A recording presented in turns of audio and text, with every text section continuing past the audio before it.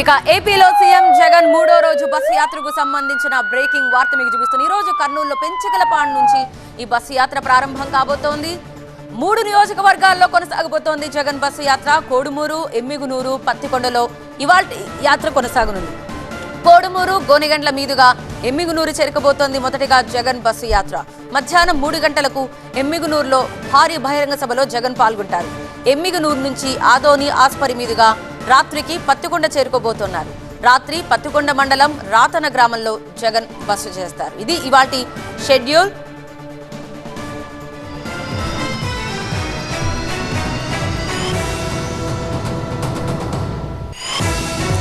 నిన్న నంద్యాలలో నిర్వహించిన బహిరంగ సభలో మరోసారి ప్రతిపక్షాలపై విరుచుకుపడ్డారు సీఎం జగన్.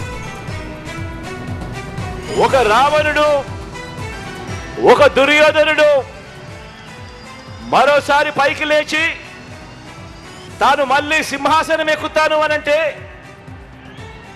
ప్రజలు ఎలా ఒప్పుకోరో అలాగే నారావారి పాలన మళ్ళీ తీసుకువస్తామని ఎవరైనా అంటే ఒప్పుకోము అని చెప్పటానికి నంద్యాల నుంచి ఏలేరు వరకు, కుప్పం నుంచి ఇచ్చాపురం వరకు ప్రజలంతా కూడా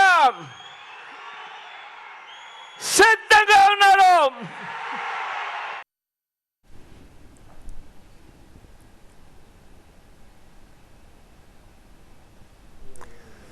రైట్, మనం చూస్తున్నాం జగన్ బస్సు యాత్ర రెండో రోజు జనసందోహం మధ్య ఎలా కొనసాగిందో మీకు 4 ప్రధాన కోడళ్ల నుంచి మీకు అందిస్తున్నాం. నంద్యాల ఆర్జీఎం కాలేజ్ దగ్గర మొదటగా మనం చూస్తున్నాం జగన్కి సంబంధించిన ప్లకార్డులు కూడా చూపిస్తూ ఆయన అభివాదం కోసం ఎదురు చూస్తున్న అశేష జనం మనకు కనిపిస్తున్నారు.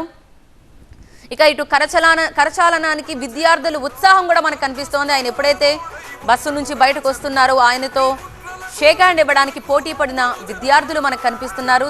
వాళ్ళని కంట్రోల్ చేయడం అక్కడ పోలీసులకు కష్టసాధ్యంగా మారింది. ఇక అక్కడి నుంచి సెక్యూర్డ్గా అంటే మొత్తం భద్రతా వలయం మధ్య అక్కడి నుంచి సీఎం జగన్ ముందుకు కదిలిన దృశ్యం మనకు కనిపిస్తోంది.